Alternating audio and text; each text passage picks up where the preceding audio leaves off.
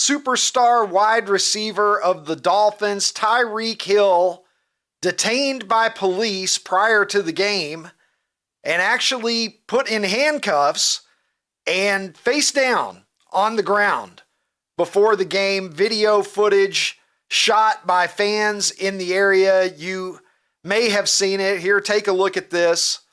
Pulled over by multiple officers on the scene, and you can see they're face down on the ground, handcuffed prior to the game. He was released. Calais Campbell and another Dolphins teammate came by. I believe Campbell was also detained at the scene when he saw what was going on and attempted to speak with the officers. The Dolphins end up winning the game. Tyreek Hill, an 80-yard touchdown catch, and did a little celebration in the end zone, mimicking being handcuffed, actually, as a pretty viral clapback at the Miami PD. And people are talking. There you can see it. I think that's Jaden Waddle cuffing Tyreek after his touchdown reception during the game. So much like Scotty Scheffler, Tyreek Hill shakes off what, for I'm sure just about any of us, would have been a psychologically difficult situation, and he's able to go out and perform. I think Scotty Scheffler back in May in Louisville, after being detained by the Louisville police prior to the PGA tournament round getting started, he went out and shot, I think, a 66 that day. Tyreek Hill, 80-yard touchdown reception. So both of those guys performing at a level after going through something like that I think is pretty incredible. And people are talking, as they do, as we would expect. It's 2024 in the world of social media, in the world of entertainment that has become news in this country. People begin to speculate immediately about this.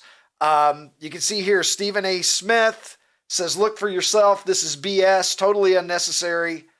And by the way, he says, I know the Scheffler incident was in Georgia. It was actually in Kentucky, Stephen A.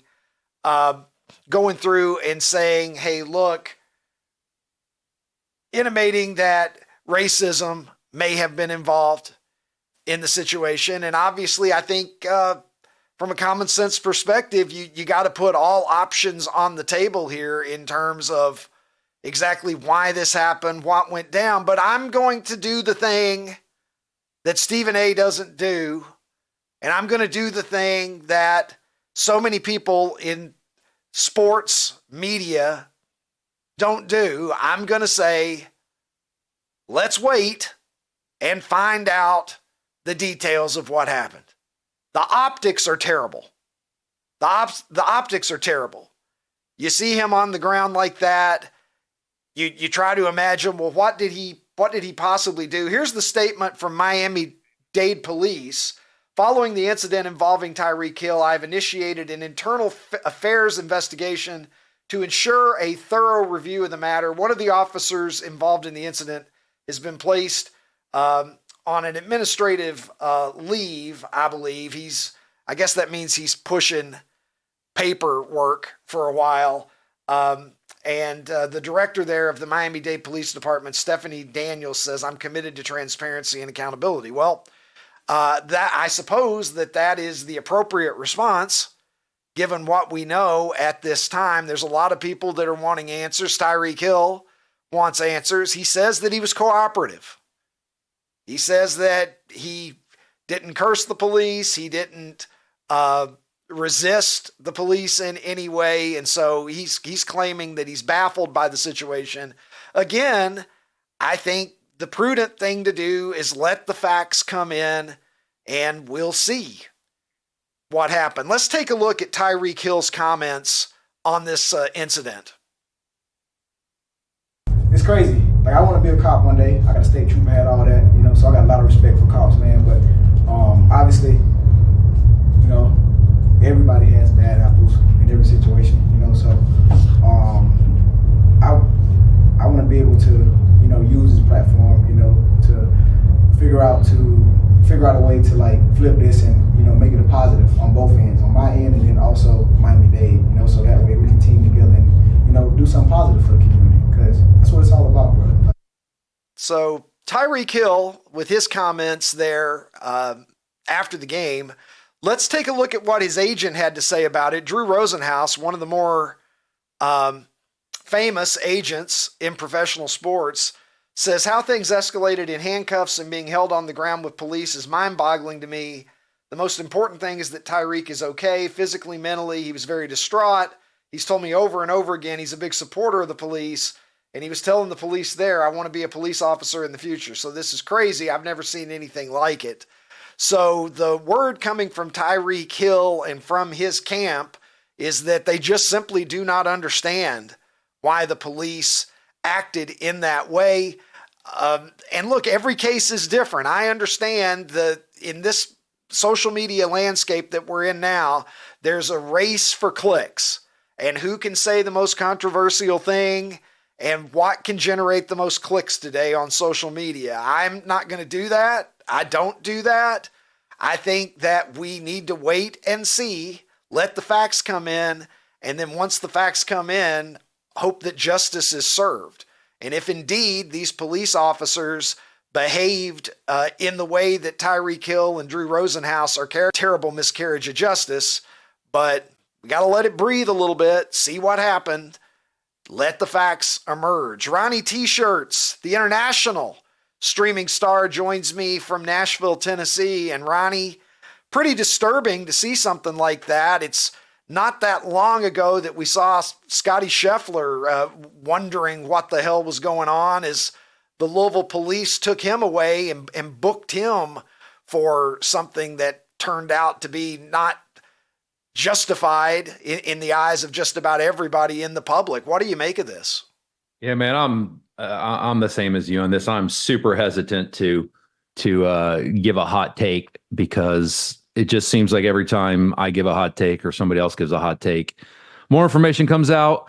And then you realize, maybe I should have just waited to hear everything that happened. The one thing that I just think about, though, when, Tyreek is involved in this, is Tyreek has a history of not always being a good dude and doing some things that are a little bit awry of the law. So, I mean, I'll give him credit. He said the right thing in that press conference about, using it as a platform to, for good. So I'm happy that he did that. So he's well coached on that. But I'm just like you, Ricky. I refuse to overreact to this.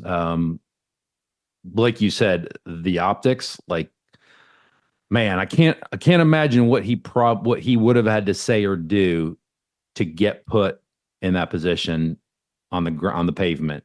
Especially those cops had to know who he was, right? I mean, do you think that these cops were oblivious to who he was? And do these cops? Well, they didn't know who Scotty Scheffler was in Louisville. I mean, granted, Miami is Tyreek's town. Right. So Scotty Scheffler is not in Kentucky that often. Ron, I just don't know, man. Like in the Scheffler situation, race never really came up, because obviously nobody's going to expect racism to be involved in an affluent white golfer being taken away by the police. So we looked at it and we were like, what the fuck? How could this possibly have happened? Anybody who knows anything about Scotty Scheffler, and, granted, we're all dealing with media perception, but everything you know about Scotty Scheffler is that he's this quiet, unassuming, just nice guy. And so we're all kind of like, what the fuck? But nobody thought racism, clearly. In this case, I understand where that could come up. I understand how that's where someone's mind could easily go. But in the absence of knowing the facts of what actually happened, it's not even clear at this point, other than it was, some type of driving related violation. Speeding is what we're all hearing, but speeding, I got pulled over for going 38 and a 30 one time, and other people get pulled over for going 102 and a 45, right? So we don't have any idea at this point the level of severity of what he was even being pulled over for. We don't know for a fact what was said or what wasn't said. And so I think we need to do the thing that is so rare in society today in the way that these things are covered, and that is just take a deep breath, wait a day or two until the facts start to come out, and then assess the facts. Because right now we just simply don't know, Ron. Yeah. Could you imagine if you had that car and you didn't speed? Like, I'd be speeding all the time if I had that car. So I can't fault Tyreek there. Yeah, well, it's a shame, obviously, that something like this overshadows, in some ways, a great weekend of football. The NFL season, week 1, underway. We've only got Monday Night Football now to go until everybody has their first mark in the win or the loss column. Good stuff yesterday. We saw some bad stuff yesterday. What are your thoughts on the first Sunday of NFL action, Ronnie? It was football, man. It doesn't even matter. Like it's so funny how my mind is. I think it's just like, it's almost like it's food, right? Like if you're hungry, you will eat anything. And then after a while, you're like, oh, I'm really tired of this. This isn't very good.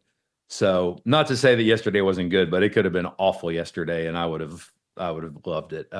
Yeah, I did what I do on most Sundays is I sat in front of my TV and watched Red Zone and then watched the Sunday night. So I'm always entertained because do you have Red Zone?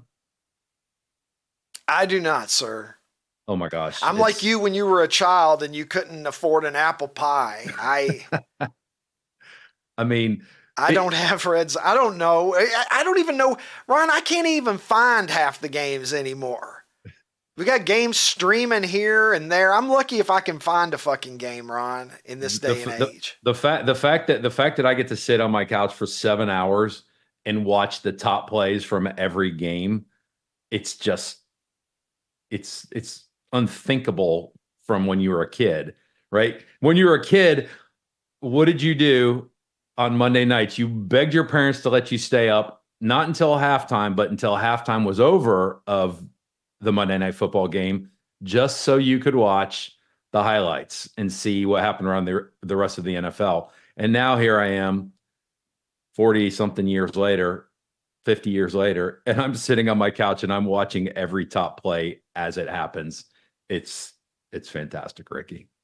Oh, I mean, it would have been unthinkable. Howard Cosell's halftime highlights, if you were there, you know. If you're too young to remember it, I can't possibly explain to you how important it was. I mean, Ron, people don't understand. Back in our day, you didn't have the score on the screen. You didn't have the first down line. Didn't know how much time. You didn't even have the score on the screen most of the time. The clock wasn't on the screen. The score wasn't on the screen. No, the first down line. I mean, the clock and the score came way before the first down line. Right. So people don't know really how good they have it. But speaking of having it good, my Bears got a win. Caleb Williams didn't exactly lead them to that win, Ron. I will be the first to admit. There's Caleb Williams. He likes to paint his fingers.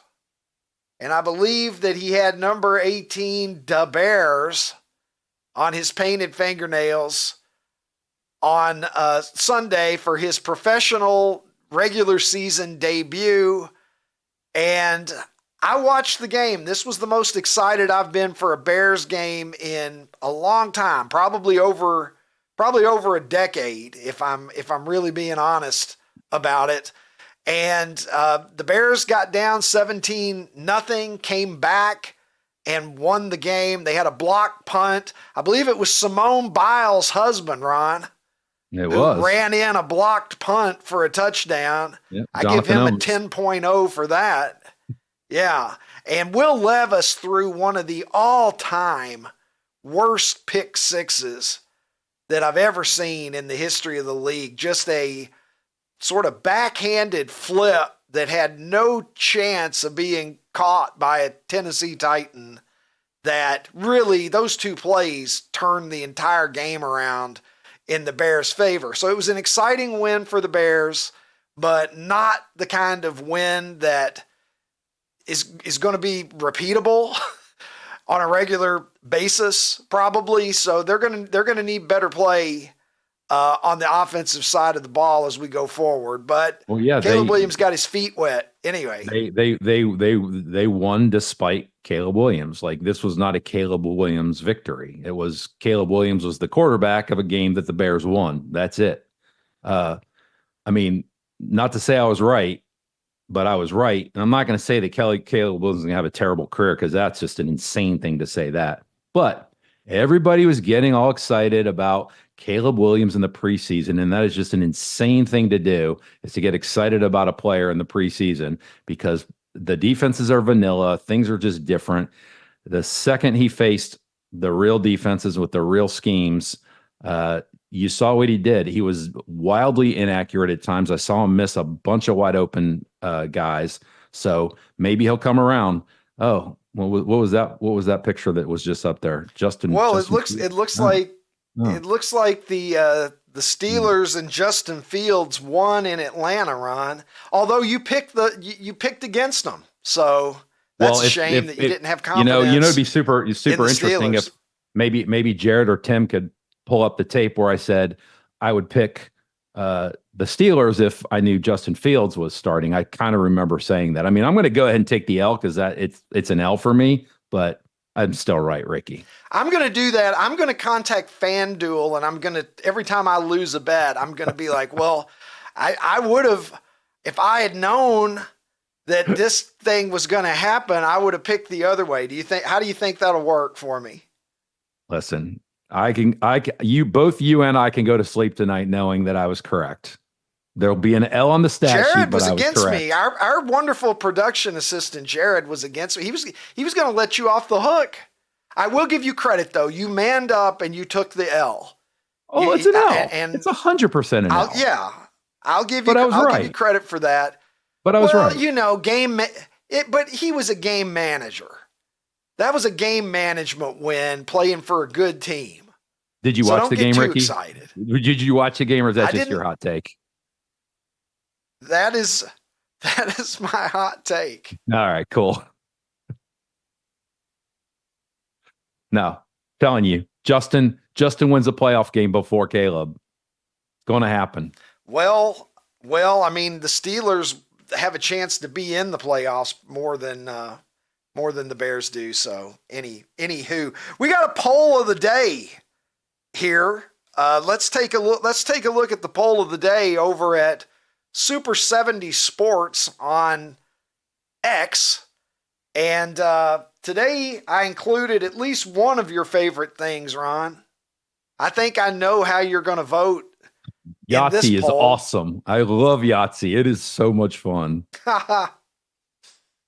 Well, I don't know how you feel about ramen noodles. I know that you like to go with food oftentimes. Before we get the results here, who do you predict will win today? I think everybody's going to go with me. The Kings of Rock. Run DMC. I predict that Run DMC. I think it's going to be between Run DMC and what do you think is going to finish second? Mad Magazine. I'm going to go with Yahtzee second, but ramen noodles could be sneaky. Got a lot of us through college.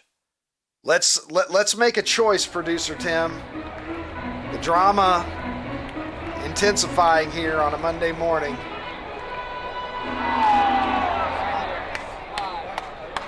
And looks like you were right, Ronnie. Run DMC in a pitched battle with Mad Magazine. Ramen Noodles and Yahtzee dueling for third. So, what's the tempo, Ron? Can you remind me? What's the tempo? What's the tempo? Is it slow and low? That's the tempo? Yeah, that would be a Beastie Boys song. That's the Beasties. Good try. Well, you know. Run DMC is the Kings of Rock. There is none higher. Sucker MCs, they call me sire. Well, I know that you think so much of Justin Fields that you must be illin', Ron. That is true. So Mad Magazine. Ride high, ride high. Look, enjoy it. Ride high.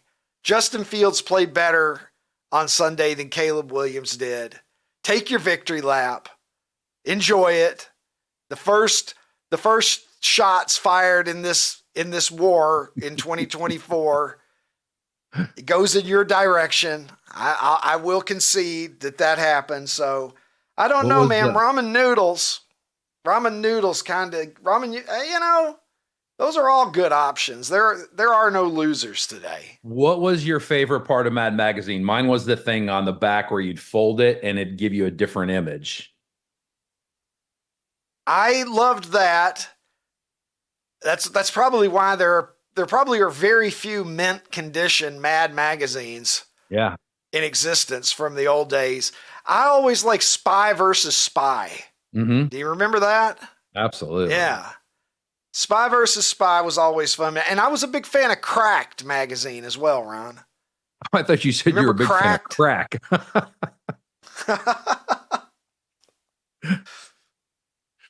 Yeah, Crack. Was past Crack tense. Was that a sister publication or was it from a different publishing house?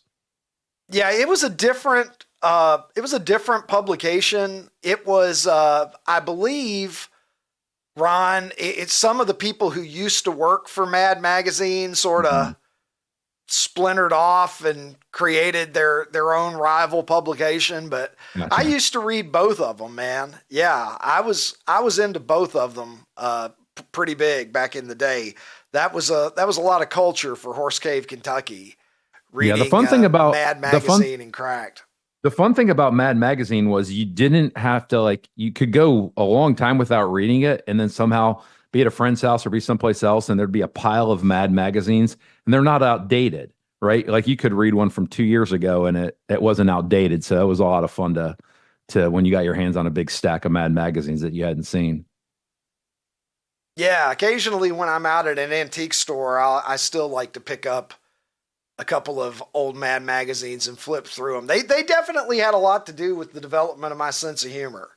I think for sure. It was an influence on me anyway, the satire, and it was really my introduction to satire. So shout out to Mad Magazine. I suppose if I'm voting, I would vote for, I'd probably vote for Mad Magazine. That would get my vote today. You and Tim like Run DMC.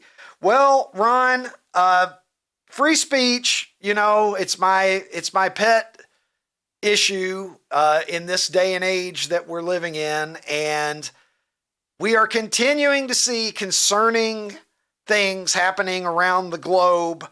Elon Musk just tweeting in response to news that in Scotland there, I believe, is a law that is being pitched that, or is this law actually been passed already? I guess it's already been passed, which is insane to me. And it threatens you with 7 years in jail for misgendering someone. So if somebody tells you that they're a man or a woman and you don't just accept that 100% and say that, you at least on paper, I don't know how liberally they're going to enforce this, but on paper they have the right to actually imprison you for up to 7 years. Is that the path we're on, Ron? Is that America in a few years? When is the pushback going to really happen on a global basis? And where is it going to occur if not here? Well, we have a much better chance of it happening if Harris is elected president. I can tell you that much. I have this whole thing with legislating speech and how people act and those kind of things. I'm just such a big believer in the market speaks. The market speaks when it comes to, finances. Like if a restaurant, you open up a restaurant, if it succeeds, the market speaks. If you have good food and good service, it'll succeed. But I also feel like I believe we talked about this on another show, is if you're an asshole, then the market will speak. Like, people will, if you say things that are just not societally accepted, you're going to get chastised. You're going to get punished by society for the things that you say. So I don't think it's necessary to have actual written legal laws to legislate the things that we say. I think it all comes out, and it'll all come out. What's acceptable is acceptable. It's not. Because here's the deal, dude.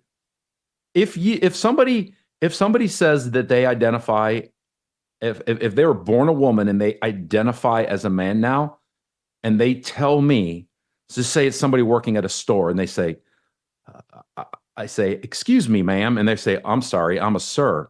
I'm an asshole if I don't just say, "Oh, okay, I'm sorry, sir. Could you tell me where the paper towels are?" Like, why would it be necessary for me to fight that person on how they want to be known? So it would just me being an asshole. But then other people would see me being an asshole, and they go, like, "That guy's an asshole." And that's how I am now. That's how people identify me, as an asshole. But I don't think we should go around arguing with people that say that they want to be known as a man or a woman if that's not how they're born. Now, it's a whole nother conversation if it's, you want to bring in the whole sports. Like, can somebody born a female, somebody born a male play in female sports? But I don't know. I definitely don't think we should be legislating what people say, but I also think people shouldn't be assholes. Yeah, I don't think it should be a crime to be an asshole. No. Speaking of this pronoun issue, let's take a look here. This is a tweet from OutKick's own Riley Gaines that has been gaining some traction, where she refers to the San Jose State player Blaire Fleming as a male, and I believe that Blaire Fleming is a transgender woman born as a male and used to go by the name of Braden Fleming. Riley says, "Look how high he jumps using the non-preferred pronouns for the player." And if you go back and you look at that footage again, I mean, it's pretty incredible the level of power that the player has. Martina Navratilova saying, "Not just unfair, but dangerous and not sustainable. At this rate, so many women athletes will be erased." Again, Braden Fleming, formerly male, and translating those skills once again, Ron, those Y chromosome skills seem to translate real well to the XX chromosome game, Ron. And is it fair to women, biological women, that they are put in a situation where they have to compete against someone who was born with a different body, just born with a different body? I don't know how it's fair. I don't think it is fair.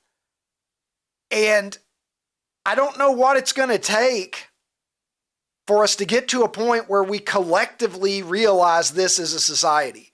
Is it really just going to take someone who is so comically too good for the women's game in their chosen sport that, like, everybody kind of has to look at it and say, "Oh, this person just broke the sport"? They weren't just better than everybody else, but they literally just broke the sport. If and when that happens, is that when people are finally going to say something about this? Women make up half of our society. I've got 5 daughters. It's not fair to girls. We created girls' sports specifically, largely because females can't compete athletically on a level playing field with men most of the time. You look at any sport, virtually any sport, the best males are better at it than the best females are. And but guess what? That's just a biological difference. It doesn't mean that men are better than women. It doesn't mean that men are superior to women. It just means that men tend to be bigger, stronger, faster than women on average. And at the highest levels of athletics, you just see an exaggerated version of that sometimes. So please explain to me how it's in any way fair or appropriate for someone who has inherent physical, biological advantages, with all respect for their identity. I'll use your pronoun. That should be my choice. I don't think Riley Gaines should be living in a country where if she chooses to say he, that she runs the risk of some sort of legal punishment, because that's the trajectory that we're on. I don't think that's right. I don't think that makes the situation better. And if you really look at it honestly, Ron, the countries that have the least free speech tend to also have the most violence in a lot of cases and the worst mistreatment of people. Look at the countries in the world where women are treated the worst. And in almost every case, it's going to be a country where free speech is limited, Ron. Yeah, Ricky, you asked a question about what's it going to take, and I don't think that you're correct, or I don't think that that's the right answer, or something just wildly egregious is going to happen where a LeBron James type body goes out and plays women's sports. I think the way it's going to happen is going to be at some point somebody's going to have to do the hard thing, and that's going to be not play against them. Like, they've got to make a statement. I know it's so easy for me to sit here in this chair and say that some girl that's been training her entire life to run the 100-meter sprint is, about to race for the state championship in her high school. But if there's a guy that says he's a girl in lane 6, the other 7 girls have to just, when that gun goes off, they just have to stand up and not run. And when that happens enough times, when that was that Iowa was playing San Jose State in volleyball, Iowa just needs to not play the game. And then if that happens enough, then this will stop. But the wildly crazy, egregious thing that you talked about, people just say, oh, that's just one off, the people on that side that control the narrative. I just think somebody has to be the Rosa Parks of women's sports. Ron, I think we saw some high school students in West Virginia attempt that strategy, and they got in trouble for it. So it's a situation that at some point we're going to get some resolution of common sense, I hope, because right now it just simply makes no sense. A lot of us look at this and we wonder what the fuck is going on. It just makes no sense. Hey, OutKick fans on YouTube, if you enjoyed this episode, hit the subscribe button and make your way over to OutKick.com where you can watch the full episode.